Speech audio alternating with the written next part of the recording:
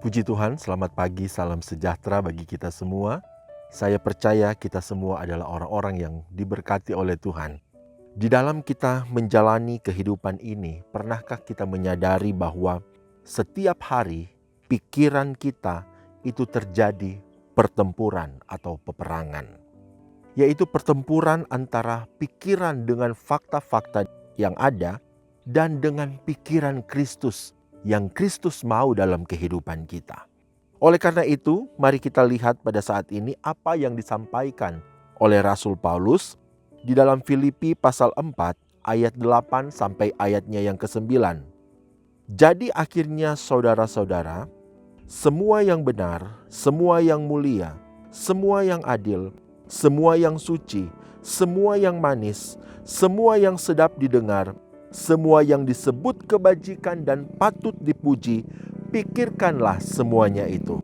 Dan apa yang telah kamu pelajari, dan apa yang telah kamu terima, dan apa yang telah kamu dengar, dan apa yang telah kamu lihat padaku, lakukanlah itu, maka Allah sumber damai sejahtera akan menyertai kamu.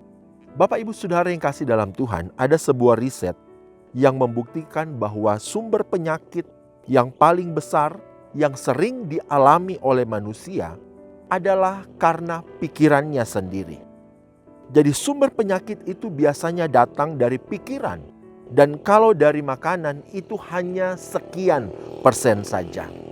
Oleh karena itu para psikolog, para dokter itu selalu menganjurkan juga kepada setiap kita, bahkan setiap pasien-pasien yang ada, untuk selalu berpikir hal-hal yang baik, untuk selalu berpikir hal-hal yang positif.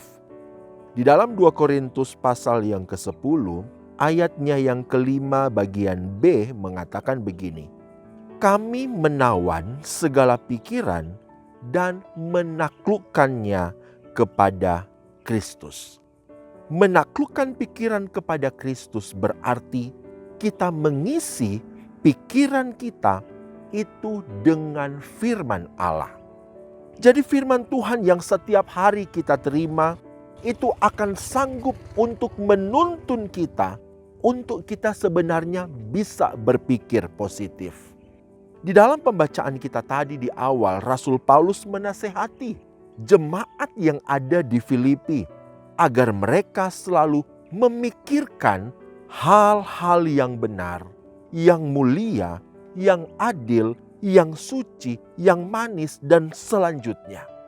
Dan nasihat untuk memikirkan semua hal-hal yang baik tentu ada tujuannya, yaitu agar jemaat di Filipi hidup dengan penuh sukacita. Artinya, kemampuan manusia itu untuk mengolah pikiran ternyata mampu untuk menentukan kebahagiaan atau sukacita seseorang. Kalau kita tidak bisa mengolah akan pikiran kita, maka kita akan tetap terus hidup di dalam kecemasan. Kalau kita tidak bisa mengolah akan pikiran kita, kita akan hidup di dalam kekhawatiran, kita akan hidup di dalam ketakutan, kita akan hidup di dalam kebimbangan. Dan tentunya itu akan sangat berdampak kepada kesehatan kita, yang pada akhirnya membuat kita tidak bisa bersukacita, kita kehilangan akan kebahagiaan kita.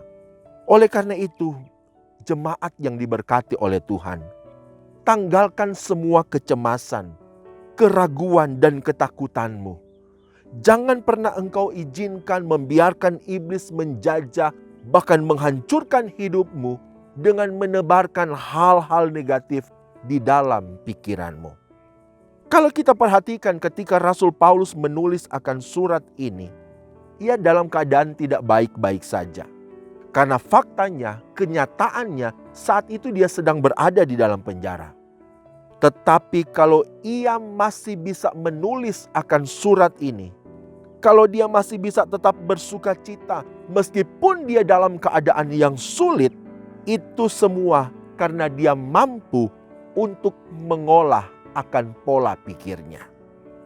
Paulus mengizinkan firman Kristus yang ia terima, yang sering ia bagikan itu bekerja di dalam kehidupannya dan menjadi firman iman. Jadi, dengan kita berpikiran positif, kita sebenarnya sedang mengaktifkan iman kita untuk terus bekerja. Oleh karena itu, mari kita ambil pilihan untuk tetap berpikir positif meskipun kita mungkin saat ini sedang dalam keadaan yang tidak baik. Kita sedang ada di dalam pergumulan. Tetapi ketika kita mengizinkan firman Kristus menjadi firman iman yang ada di dalam pikiran kita, maka engkau akan mengalami firman itu benar-benar bekerja di dalam kehidupanmu. Ayat terakhir Filipi 4 ayatnya yang ke-7. Damai sejahtera Allah yang melampaui segala akal akan memelihara hati dan pikiranmu dalam Kristus Yesus. Jadi Allah akan sanggup memelihara. Bahkan damai sejahtera Allah sanggup memelihara hati dan pikiran kita.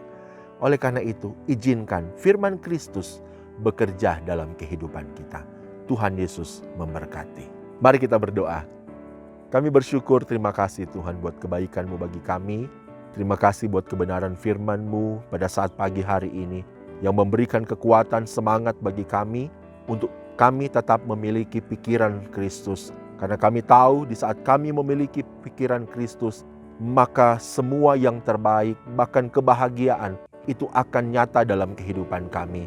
Terima kasih Tuhan, Engkau memberkati seluruh sidang jemaat-Mu yang ada di GPD COTW Temanggung, bahkan jemaat Tuhan yang menyaksikan renungan ini. Kasih karunia Tuhan dan anugerah Tuhan itu akan selalu menyertai kehidupan mereka. Apapun yang mereka alami, yang terjadi dalam kehidupan mereka, kami percaya Allah turut bekerja di dalam semuanya untuk mendatangkan kebaikan bagi mereka. Bapak Ibu Gembala, setiap pelayan-pelayan yang ada, semuanya diberkati oleh Tuhan. Bahkan bangsa kami ini juga Tuhan diberkati oleh Tuhan. Terima kasih, kami mau melangkah hari ini bersama-sama dengan Engkau di dalam berkat nama Tuhan Yesus Kristus. Haleluya, amin.